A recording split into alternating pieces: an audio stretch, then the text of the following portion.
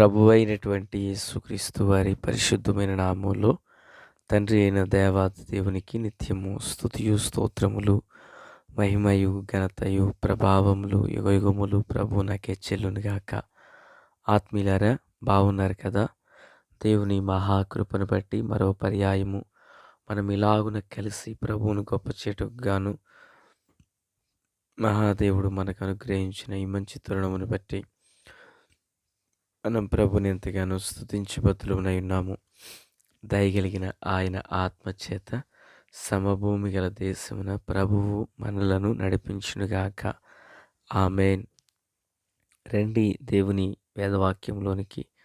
లేవియా కాండము 26వ అధ్యాయము 3వ వచనం నుండి 12వ వచనం వరకు.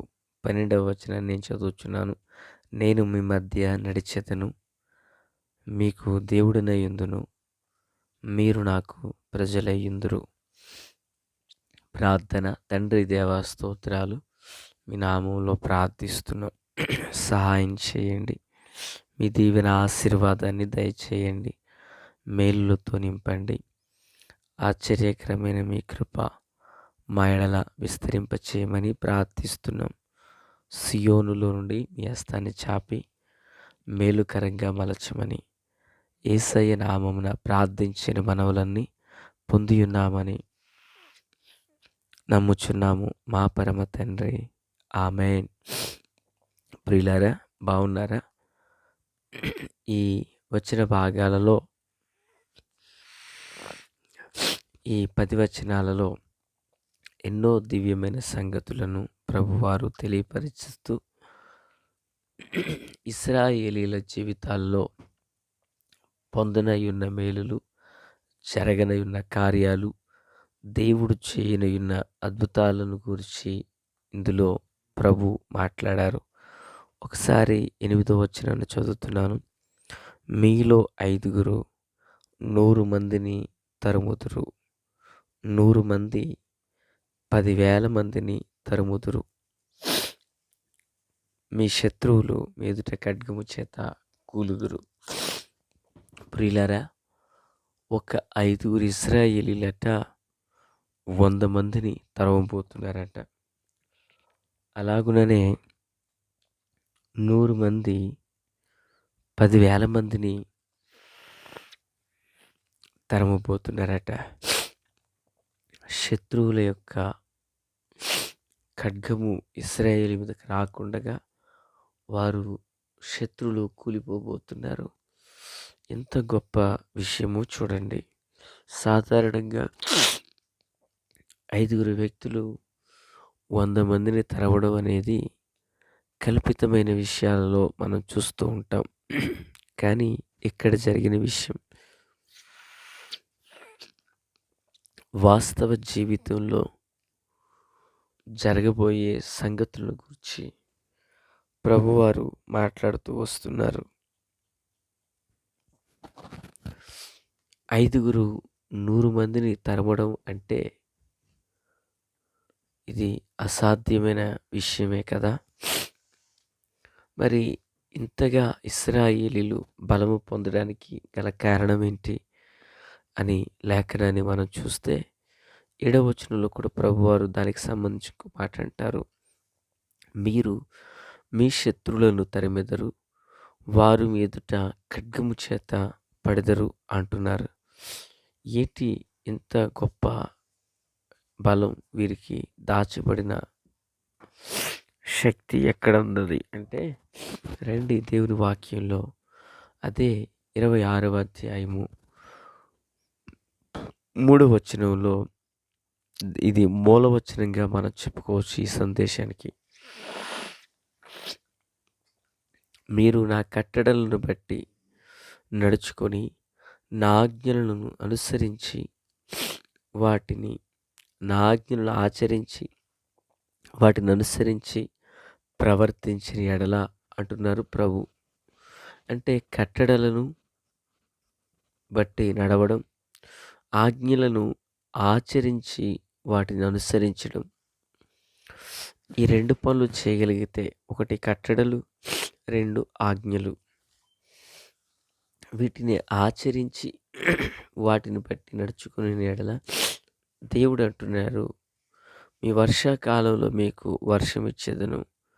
మీ భూమి పంటనిచ్చును. మీ పొలముల చెట్లు ఫలించును అంటున్నారు. ఆత్మీయులారా, వీరు చేయవలసినది రెండే 2 పనులున్నాయి. ఒకటి, కట్టడలను బట్టి నడవడం, ఆజ్ఞలను ఆచరించి నడుచుకోవడం.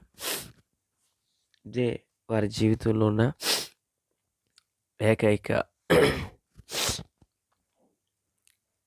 దేవుడిచ్చినటువంటి ఆజ్ఞ. ఆజ్ఞలను అనుసరించి నడుచుకోవడమే.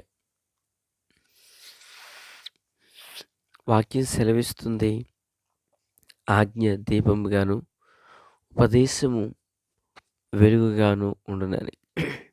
ఎప్పుడైతే ఇశ్రాయేలీయులు దేవుని యొక్క ఆజ్ఞలను పాటిస్తారో, ఆ ఆజ్ఞ దీపం వలె వీరిని కాయనయ్యుంది. ఆ ఆజ్ఞలు వెలుగై వీరిని నడిపించబోతా ఉన్నాయి. దేవునికి మహిమ కలుగును గాక. ఆత్మీయులారా, క్రీస్తునందు నాకు అత్యంత సన్నిహితులారా, జీవం కలిగిన దేవుని పిల్లలుగా మన జీవితంలో కూడా ఈ విషయాన్ని మనము అక్షరార్థంగా ధ్యానించడం కంటే ఆత్మానుసారంగా దాన్ని జీవితంలోకి అలవరుచుకునే యెడల గొప్ప ఫలాన్ని మనము పొందుతాము. ఆజ్ఞలను ఆచరించి కట్టడలను గైకొనిన వారి జీవితంలో 1, 2 కాదు, ఎన్నో దివ్యమైనటువంటి సంగతులు, దేవుడు చేయనయున్న కార్యాలు ఇందులో మనం చూస్తున్నాం. లేవియాకాండం 18, 4, 5 వచనాల్లో, మీరు నా విధులను గైకొనవలెను, నా కట్టడలను బట్టి నడుచుకున్నటకు వాటిని ఆచరింపవలెను, మీ దేవుడనగు యెహోవాను నేనే అంటారు దేవుడు. ప్రియులారా, ఒకసారి కాదు, 2 సార్లు కాదు, దేవుడు పలు పర్యాయాలు ఈ మాటలు చెబుతూ వచ్చారు. ఎప్పుడైతే ఒక వ్యక్తి దేవుని యొక్క ఆజ్ఞలను గైకొంటారో, దేవుడు వారి పక్షాన మేలు చేయడం ఆరంభిస్తారు. న్యాయాధిపతుల కాలంలో, అప్పటికి యెహోషువ మరణించిన తర్వాత శత్రువుల మీదకి యుద్ధానికి వెళ్ళుటకై ఎవరు కూడా ముందుకు రాని సమయంలో ప్రియులారా, ఒక భక్తుడు లేపబడతాడు. యెహోవా దూత గిల్గాల్ నుండి బయలుదేరి బోకిమునకు వచ్చి ఇలాగు సెలవిచ్చెను, మిమ్మల్ని ఐగుప్తు నుండి రప్పించిన మీ పితరులకు ప్రమాణం చేసిన దేశమునకు మిమ్మల్ని చేర్చి నీతో చేసిన నిబంధన నేనెన్నడూ మీరను. మీరు ఈ దేశ నివాసులతో నిబంధన చేసుకునకూడదు, వారి బలిపీఠములను విరగొట్టవాలని ఆజ్ఞించితిని గాని మీరు నా మాట వినలేదు అంటున్నారు.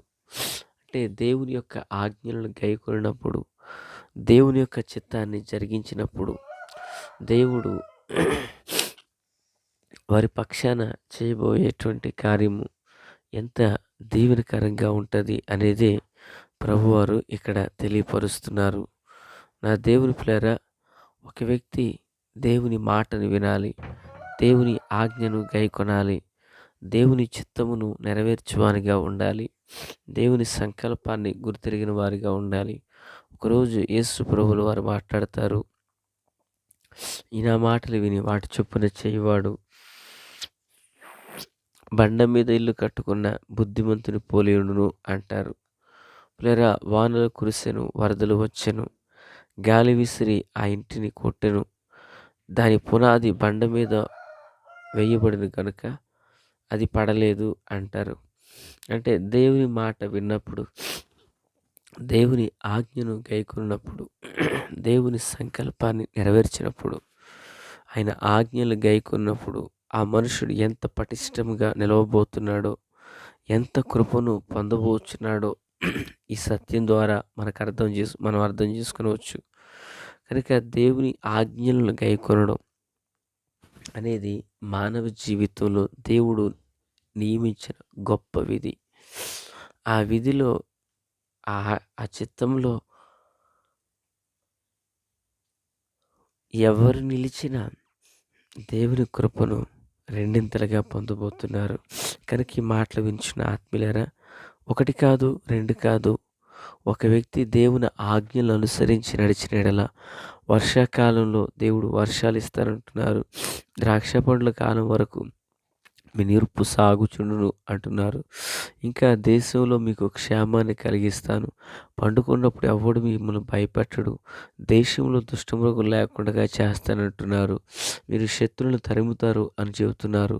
మీలో 5 100 మందిని తరుముతారు అని చెబుతున్నారు. ఎలాగనగా 9వ వచనం, నేను మిమ్మల్ని కటాక్షించి మీకు సంతానం ఇచ్చి మిమ్మల్ని విస్తరింపచేసి మీతో నా నిబంధన స్థిరపరుస్తానంటున్నారు. మీరు చాలా కాలము నిలవై ఉన్నటువంటి పాతగిలిన ధాన్యాన్ని తింటారంటున్నారు ప్రభు. ఇట్టి దివ్యమైన సంగతులు,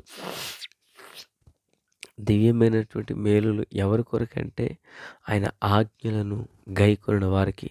కనుక ఆయన ఆజ్ఞకు లోబడదాం. ఆయన కృప మన మీద ఉండునుగాక. తండ్రి దేవా స్తోత్రం. వాక్యం అందరి హృదయాల్లో ఫలభరితం చేసి మేలుతో నింపి నడిపించి మహిమ పొంది కార్యాలు సఫలం చేయండి. దినచర్య అంతటిలో తోడై ఉండండి. యేసు నామమున ఆమేన్.